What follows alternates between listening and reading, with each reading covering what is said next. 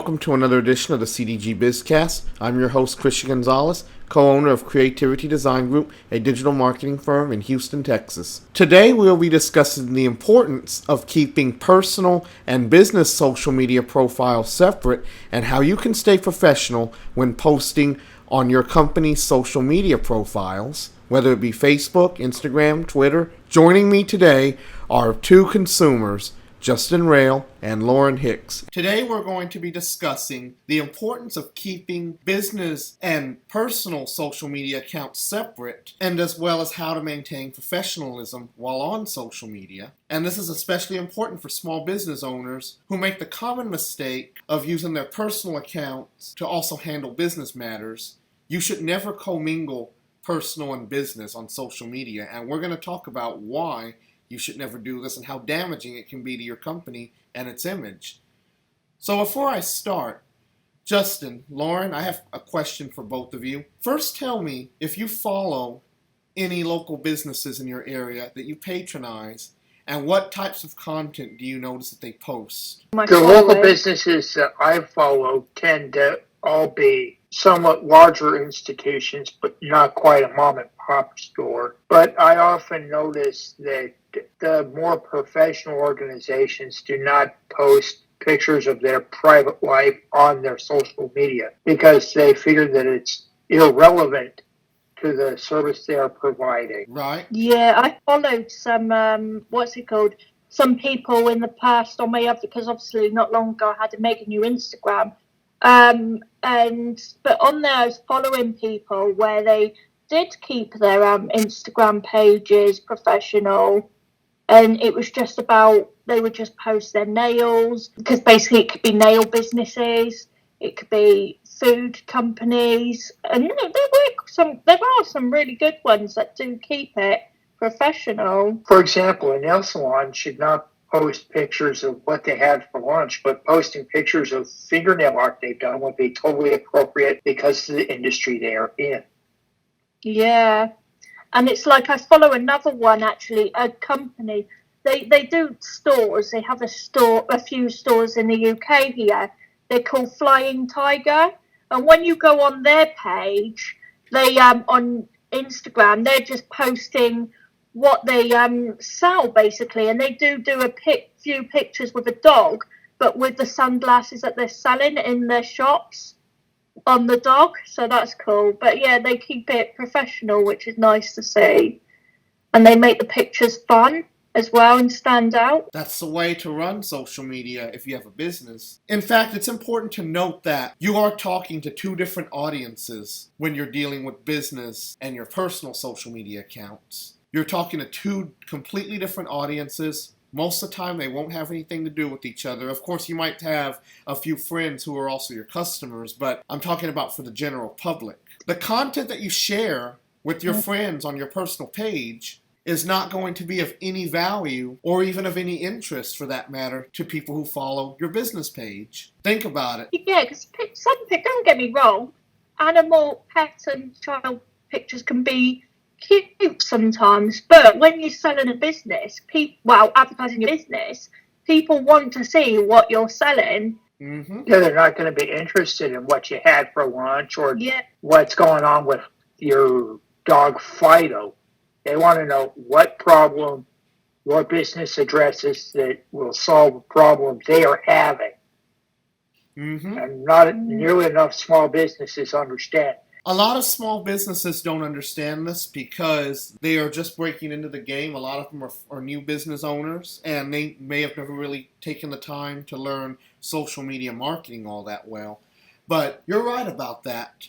Cute pictures of your babies or your pets are not what your customer is looking for. When it comes to marketing your business, you're talking to your customers. They don't give a rat's behind about your kids, your pets, or what you ate for lunch. They want to know, what can you offer them? What are you selling? What specials do you have? Do you have any coupons? Are you going to offer them some sort of educational or engaging content that they may want to check out, such as a blog post or a podcast or an infographic? That is what sells. If you're talking about your personal life on your business pages, you're making a huge, huge mistake. And we're going to talk more detailed about how that can be damaging in a moment. But I was going to say, for example, in the past, I haven't for a while.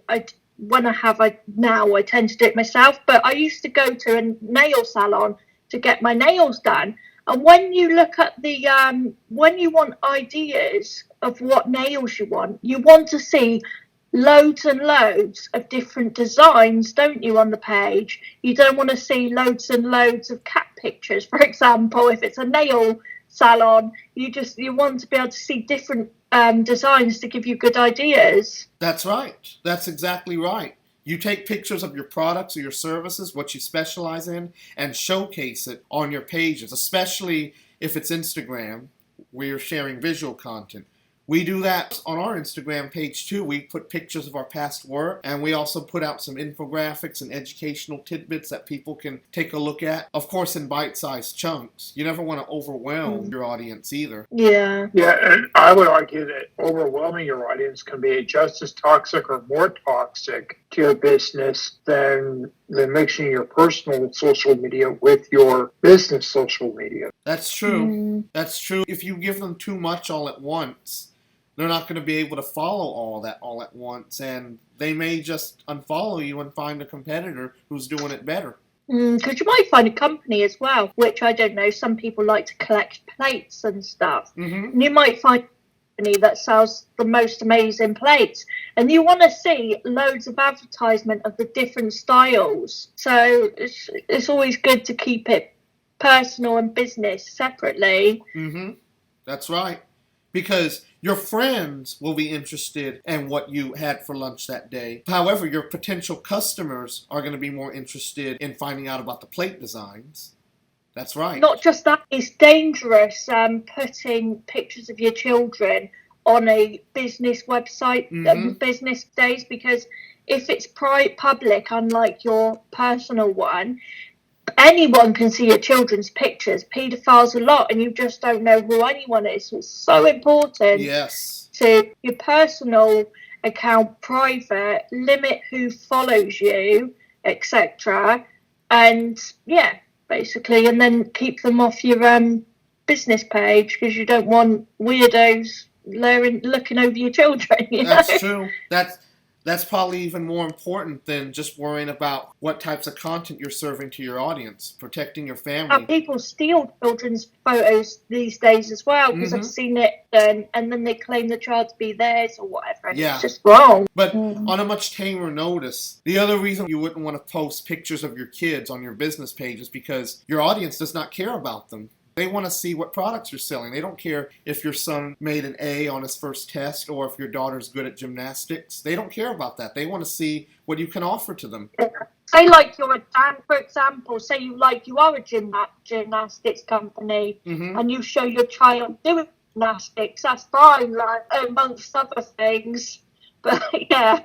So you can incorporate that into it, for example, if your child is part of the business with modelling clothes or whatever. But yeah. That's different. Yeah, that's much different. And we're going to talk about that in more detail as we go on throughout the show. I want to elaborate on certain mistakes that business owners are making when it comes to commingling business and personal social media. But first, I want to talk about what types of content that business owners should be sharing on their pages. For one thing, and I mentioned it earlier, you do want to share content that is educational. It establishes yourself and your company as an authority and an expert in your industry. Like a cell phone battery replacement service shop, for example, would want to post information on why not to change out your phone battery yourself because some of those batteries are formulated in a way that if you accidentally puncture them, they will explode and catch on fire. Yeah. Right? That's a perfect example. You're educating them on how they can be safe. That's a perfect example. That's always very useful to put out there. If you're a cell phone shop, and you sell phones, obviously, you want to teach your customer base how they can be safe while owning a cell phone. And that's a perfect example, Justin. I like that. You can fashion a topic like that into a blog post, or you can even do a video. If you're on Instagram, you can make a quick graphical post explaining it without being too wordy, and having some nice visuals on there. Yeah, I like visual stuff. Visuals sell more than text. In fact, when you're on social media, you should always try to rely heavily on visuals versus text-only posts, because text-only posts do get overlooked. Text-only posts seem to work well on Twitter, but on other platforms, you really have to rely on having visuals or something that's engaging, like maybe a poll or a video or a link to one of your blog posts or similar content. And the thing is, with Instagram, you have to post a picture to make a post anyway. Mm-hmm, So right. it's a good opportunity to do that. Yes. Yeah, and as far as posting pictures of what lunch is, that would be something that would be appropriate for a food service business to post. Mm-hmm. For example, a restaurant. You want to have pictures, if you're a restaurant, of what the food that your chef makes looks like to make it appealing to your customer base Mm-hmm. Right. who want to eat the food you sell. Mm-hmm. I follow a lot of restaurants on Instagram, and I notice that that's a common tactic. That's always part of their marketing strategy. What they do is they'll post pictures of the food. They'll try to post pictures of customers that are happy enjoying the food, and they'll also post pictures of the restaurant itself so you can get an idea of what the atmosphere is like. But yes, food pictures definitely sell. And if you're in the restaurant business, there's no reason for you not to post pictures of some of your culinary delights, as that is what's going to bring more people in your door or placing more online orders if you implement online ordering. And if you don't have online ordering, you should. I agree, especially in the modern age. If you want to reach half your customer base, you've got to advertise with a delivery service. Yes. And that's especially true if you're on social media. On social media is where you can give them special discounts just for followers. Maybe you can give them free delivery on their first order. You can mention that in a post. Or discounts on repeat orders. Yes.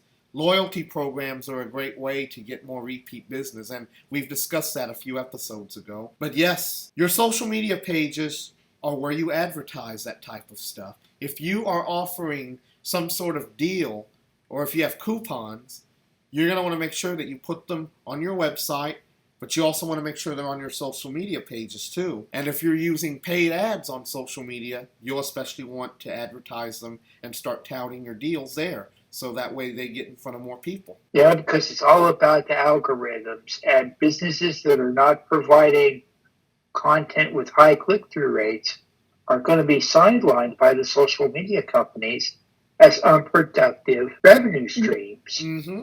And that will eventually put the small business out of business because they won't be bringing in enough to cover expenses. Right. Mm. Sad but true. It's almost the same scenario as having low rankings on Google, where your website just isn't performing well. It's not on the first 2 pages of the search result pages. It's almost the same thing. Paid advertising is what helps bring in more customers, because now you're putting your business name, the product you're selling, and the offer that you're offering in front of people who are not following your page. So that's how it helps. However, you'll want to make sure that when you're advertising on social media, or you're also providing information on any new products or services that you're offering too. And if you're offering some sort of deal for the first number of customers to buy this new product or service, you'll want to make sure that you're talking about that you're pushing this offer in front of people. You don't want to look too salesy. Yeah, especially if it's a limited time offer, Mm-hmm. It can be good to promote it. Because if you're only going to have it between day XYZ and day ABC, you want to make sure that they know that, because that'll create urgency in their mind. If they want the deal, they got to come and get it now. Mm-hmm. That's right. And that especially works if you're holding a flash sale, which is a very quick sale, one that goes by very fast, like 24 hours or less, maybe even only an hour. You really want to push those out. Yeah, you want to push those out to as many customers as you can so you can get your inventory where you need it to be. Right. That's But exactly especially right. if you discover that you're overstocked on something, run a discount on it so you can get your warehouse and your storage area cleared out for new product that's coming in. Right. And if you run a physical store, you'll also want to make sure that you take the old inventory that you're trying to get rid of, mark it down and put it in the clearance section, whether it be on your website or physically in store on the shelves, so you can get ready for the new inventory that focuses on what you're selling now. It really depends on what season. Yeah, because if you aren't promoting your deals to your customers, you're shortchanging your business and robbing yourself of future profits. That's right. Now I want to ask you guys, when you're looking at the social media pages for the companies and brands that you follow, what entices you to check out new products or services that they're offering? Relevancy to what I need. Mm-hmm. And quite often, because I go through so many mobile phones, given I've gone through 36 of them in the last 20 years, I'm currently on my 37th one. And one thing that's always been a problem is battery life. And Yeah, that's one. That's something that I keep a real close eye on, is battery life, prices on spare power packs. Yeah, I always look up the highest battery lifespan online before buying a phone. That's not always the primary consideration. You've also got to take into consideration hardware reliability, which is why sometimes a somewhat less powerful battery can be better in the long run if you go with a product that's got a more reliable battery as opposed to something cheaper that has longer rated battery life between trips to the outlet.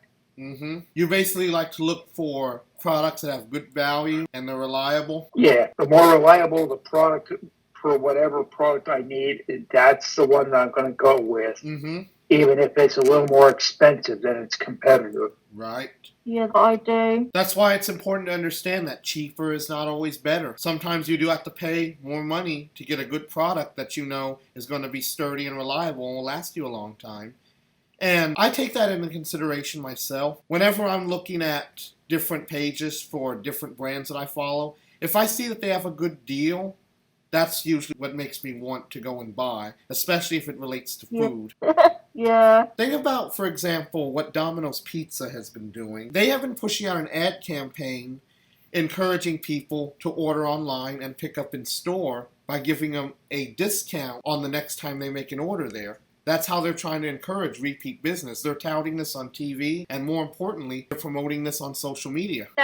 But Domino's offer 2 for Tuesdays, where you can get 2 sides, buy one, get one free, and 2 pizzas, buy one, get one free. They're not offering that here in the U.S. It sounds like that might be only in the U.K. Yeah, one deal that I do like to take advantage of periodically is the Little Caesars $5 lunch special. A little personal sized pizza with a 20-ounce cold soda for $5 plus tax.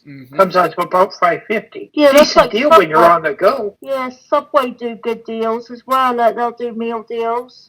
And you find out about all these meal deals where? On their social media pages. Yeah, that's where it's at these days. Right. I would argue that not having a social media presence that's calm, professional, and relevant can ultimately do more damage to your business than a low ranking on Google. Yes, that's true. That's very true. The small business owners who keep commingling personal and business could really learn something from these large corporations who are putting out these specials almost daily, because that's what people want to see. They want to see, are you offering any freebies? What discounts are you offering? Do you have anything that's on sale right now? They don't care about your kids, your pets, where you went on vacation, if you got married, if you had more kids. They don't care about any of that. So small business owners, you need to start being more strategic. You need to start thinking about what your audience really wants to see versus what you think you should be putting out there.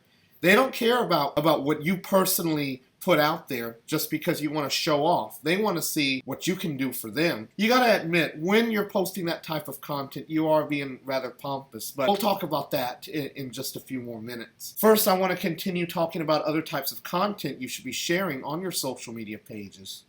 So we've talked about educational content. We've talked about information on products. We've talked about information on new products or services, as well as any specials you're offering. Relevant information on recalls. Right. Relevant information on recalls would fall under industry-related updates. You always want to make sure that you're putting out updates related to whatever industry you're in, and recalls is a big part of that, especially if you are selling products that may be affected by these recalls. Can you guys give me another example of what you would consider to be an industry-related update, other than recalls? There's been new taxes that have been imposed on a product. Right. Yeah. That's one thing. Or the annual sales tax holiday that some states in the USA have for school supplies. Right. I believe it takes place in August. Yeah, technical issues is one too. Like if you've got technical issues going on with your website or whatever, customers need to be aware of it. Right. And also, another example would be maybe you could talk about the increase in gas prices. If you're an auto dealership, you put a blog post talking about different ways to save gas. See, that would be another example of an industry-related update. Industry-related updates and educational content pretty much go hand in hand, if you think about it. Yeah, going back to that ways to save gas, some of that goes back to making sure that your engine is up to date and running smoothly without having a check engine light running. Right. Because that will reduce your fuel economy. That's right. That topic alone would make a perfect blog post for an auto manufacturer, a car dealership, or a mechanic shop to put out. Exactly. Because it would be industry relevant to what they do. Exactly. And content is king. You always want to put out lots of content just like that, educating your consumers about the products that they buy from you, how they can get the best out of their products, and of course, how to stay safe. It's another really good example, Justin. I like that. You'll also want to share different types of engaging content on your pages too. Examples would be like caption this photo. You put a picture of a meme or something and ask the audience to write their own caption for it. You can ask a question and let everybody reply to that question. You can hold a poll or a Q&A, stuff like that. Engaging content is probably the next best type of content you could post next to just plain visual content. You want to encourage engagement. You don't want somebody to simply like your post. However, one effective example of just asking for likes would be having a drawing where you could have your followers like a post and enter one of those people who liked it in for some sort of door prize or a special. It really depends on what you want to give away. Engaging content is key to making sure that your audience is paying attention to what you're posting out. You could have somebody like a post, and anyone who likes that post is automatically entered into a drawing, and whoever you pick to win, you can have them come to your office to pick up their prize or send it in the mail if it doesn't cost too much. Yeah, I've seen that done before. When you can reward your followers, that makes them like your brand even more. You don't want to be too generous where you're taking a big loss. You want to make sure that you do it occasionally and that the prizes are worth their time. You don't want to give away something cheap that they're not really going to care about. For example, MP3 players, most people probably won't bat an eyelash at them. But if you said you're giving away a brand new iPhone, that I guarantee you that's going to get a lot of people to want to enter your contest. And gas gift cards to gas stations. During this day and age, when gas prices are soaring, who isn't going to want them, right? Yeah. Yeah.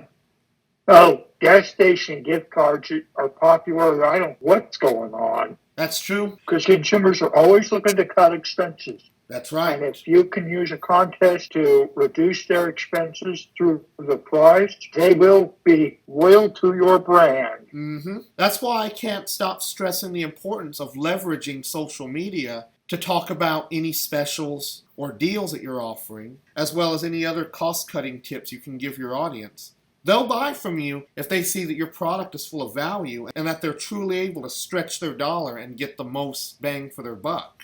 Yep. Because if you are the best value for the cash they're going to outlay, they're going to remember that, and they'll come back to you in the future. Right. All the material we've been discussing are ways that you should be leveraging your social media as a small business owner every day.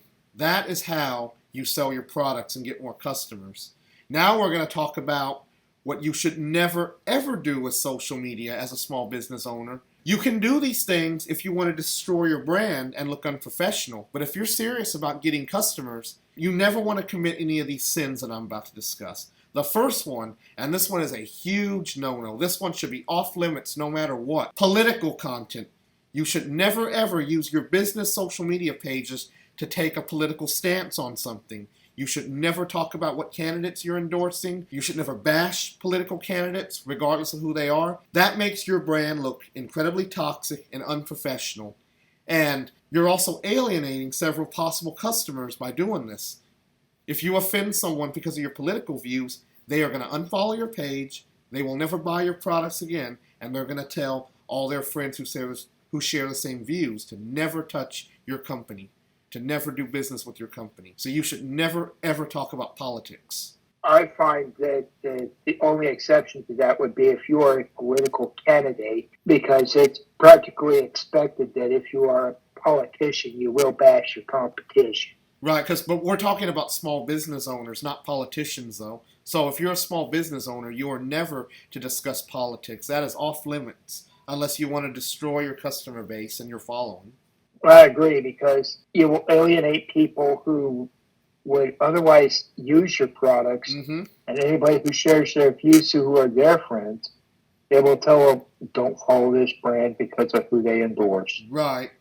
And controversial topics in general should be avoided, especially stuff related to social justice. That's also just as bad as politics. Social justice is actually a form of politics, which is why you want to stay away from that. Right. You are never to talk about these things on your business pages.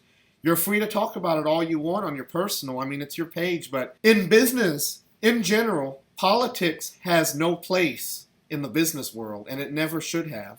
You should always be focused on serving your customers. And speaking of that, one thing that you never want to do is you never want to put out content on your pages that openly bash your competitors or people that you've had bad relationships with. That just makes you look like a toxic person. It makes your company look hateful. Yeah, I was just thinking about that one. Some companies will bash their competitors in forms of subliminal messaging, but you'll never see them outright attack their competitor directly by name. For example, Coke and Pepsi. Right, Coke and Pepsi. They never directly bash each other. However, you will see them kind of try to, in subliminal messaging, make their competitor look bad. Right, that's true. They'll try to make one of them look more superior over the other. I'm thinking about the Pepsi commercial from several years ago, advertising the Pepsi Summer Sweepstakes, where they gave away prizes just for redeeming codes under the cap. In the commercial, they have a girl who is holding a Coke bottle, and her friend who is drinking a Pepsi tells her, hey, at least your name's on the bottle. This making a reference to when they were putting random names on bottles. Yeah, I remember that. She tells her friend who has a Coke bottle, supposedly with her name on the bottle, hey, at least your name's on the bottle. And then she shows the bottle to her friend and says, do I look like a Larry to you? And there's also the numerous times that McDonald's and Burger King have attacked each other. In fact, I remember when Burger King put out billboards advertising how the Whopper was bigger than the Big Mac. It shows a picture of a Whopper trying to stuff itself into a Big Mac box, and the tagline next to it says, silly Whopper, that's a Big Mac box. Now here's the thing though, the term Big Mac is a trademark term owned by McDonald's. Burger King had to pay McDonald's to even make that ad to get permission to use the words Big Mac. So you could say that one could theorize that Burger King was paying McDonald's money to bash them, and McDonald's was okay with it because it meant more money in their pocket. But but when you're a small business owner, you can't do that. You can't just outright bash your competition and start bad-mouthing them. That could also open doors to legal trouble to you later, especially if these claims are not true or are discovered to be not true. So you should never ever bash your competitors, but instead try to talk about why your company is the best to choose. You can research what your competition is doing and then tweak your marketing strategy accordingly, and then develop your own marketing campaign talking about why you have more value or why you have better products. In general, why should your company be chosen over the competitors? But you should never outright openly bash them or insult them. Yeah, leave that to the big boys who have the billions of bucks in the bank and can afford to pay each other the legal fees that would get involved in a dispute. Right. Exactly. And one way you can do that would be, for example, let's use McDonald's and Burger King as an example. Burger King knows that McDonald's burgers are smaller than theirs. They could also put emphasis on the fact, if they decide that they didn't want to openly bash McDonald's, they could just put a stronger emphasis on the fact that the Whopper is larger and that it has a better taste than the Big Mac does because they actually flame broil their burgers. And a lot of people like grilled burgers. And you could also stress the importance of how grilled meat is healthier than fried meat. These are some examples that small business owners could use trying to decide how they should present their products to the public and present them as better than their competitors. Yeah, and also I think it can be important as well to offer different varieties, like for example, normal food like meat, vegan, vegetarian, etc. And with any business, it's always good to have an alternative for different people. Mm-hmm. Yes. When you're marketing your business, you're supposed to know specifically who your customer base is, and you do this by developing a buyer persona. So you want to make sure you're only targeting the people that are in your target audience. Many small business owners also make this mistake. They make the mistake of believing that everyone in the planet is their target audience. That is a big lie. You need to understand who specifically you're targeting. Now, going back to other content that is off limits, and we've talked about this numerous times already. You do not want to post stuff that only your friends are interested to your business page. Your audience, your customer base, they want to know, once again, what are you offering? What's new? What specials do you have?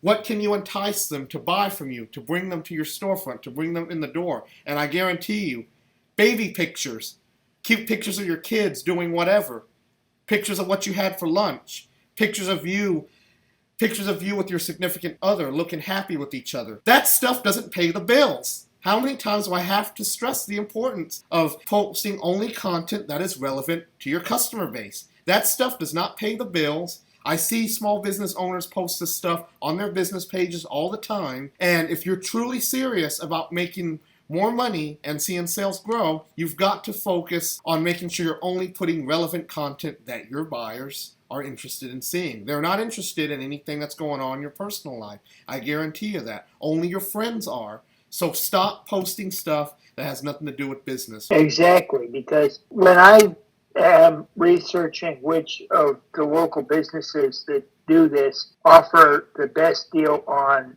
battery replacement for my smartphone, I'm not going to care what their kids did in the third grade 2 weeks ago. Exactly. That doesn't have anything to do with selling batteries. Sometimes I feel that there's too much emphasis on people's personal lives in general.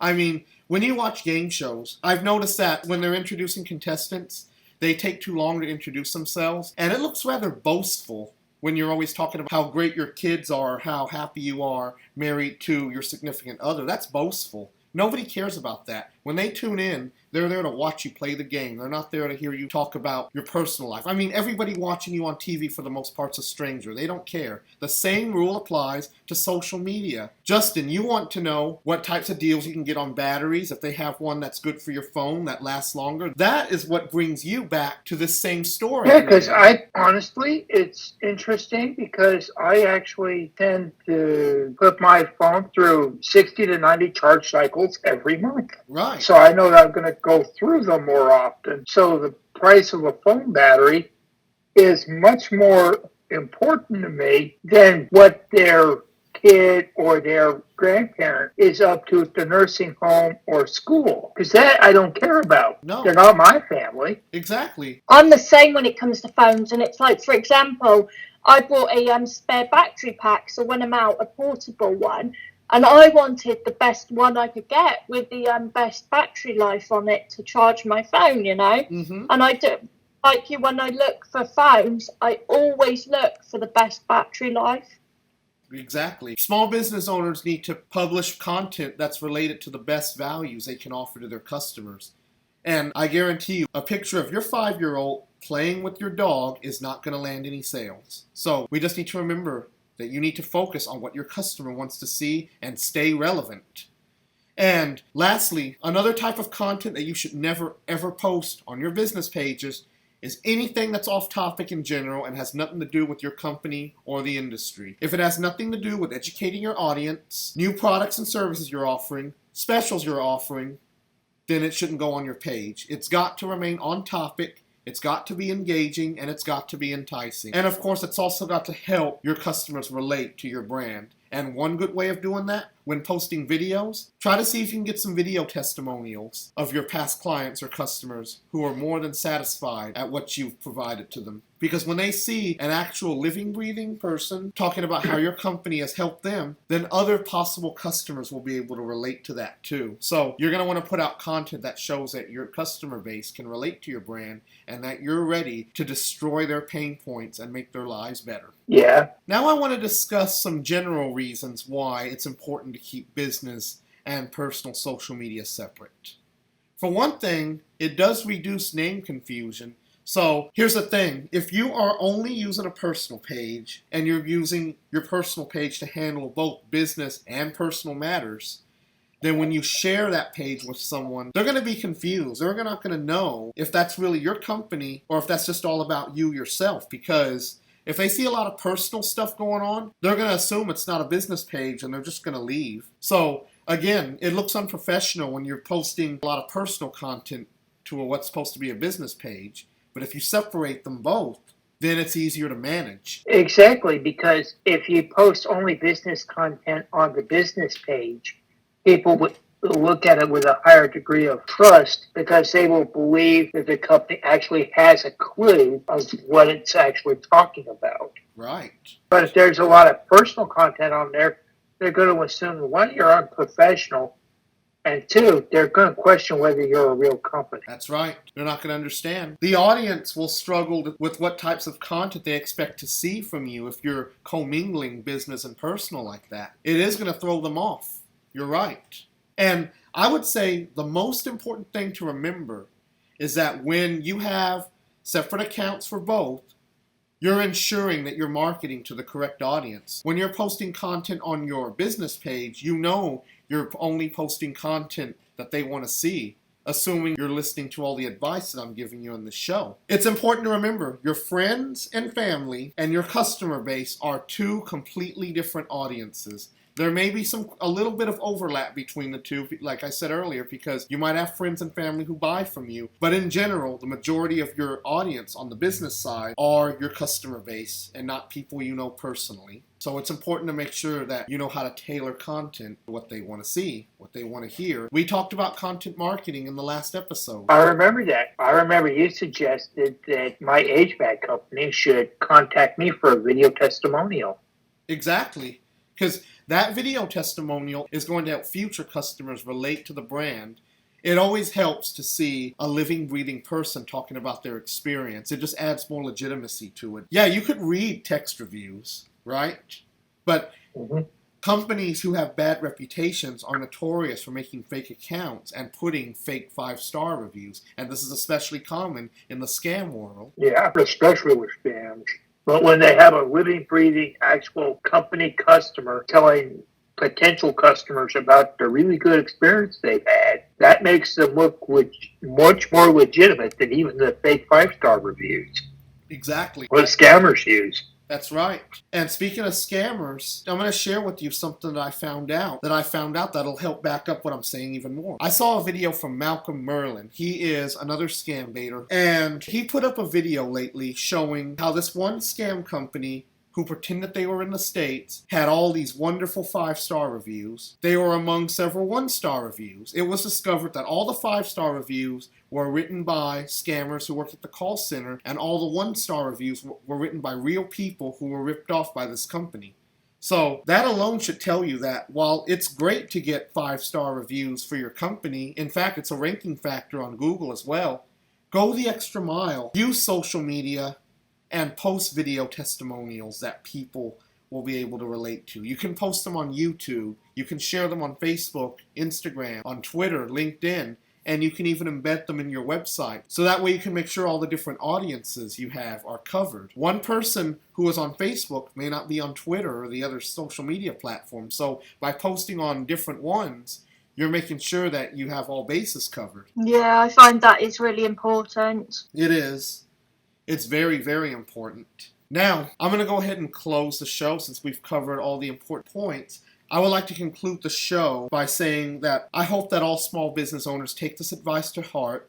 retweak your marketing strategies accordingly, and remember that your business social media profiles are where you need to stress the importance of why your company is ready to tackle your customers' pain points and make their lives better. Never ever commingle business and personal pages because it will make you look bad in the end. And I thank you guys for joining me on the show today. I hope y'all have a great day. Thank you for all of the feedback that you've shared. It was very useful, and I know that many of our listeners are going to find it very useful. It was a pleasure. Yeah, I enjoyed being here today. And it's always a pleasure working with you guys. And that will conclude this episode of the CDG BizCast. Thank you for listening today.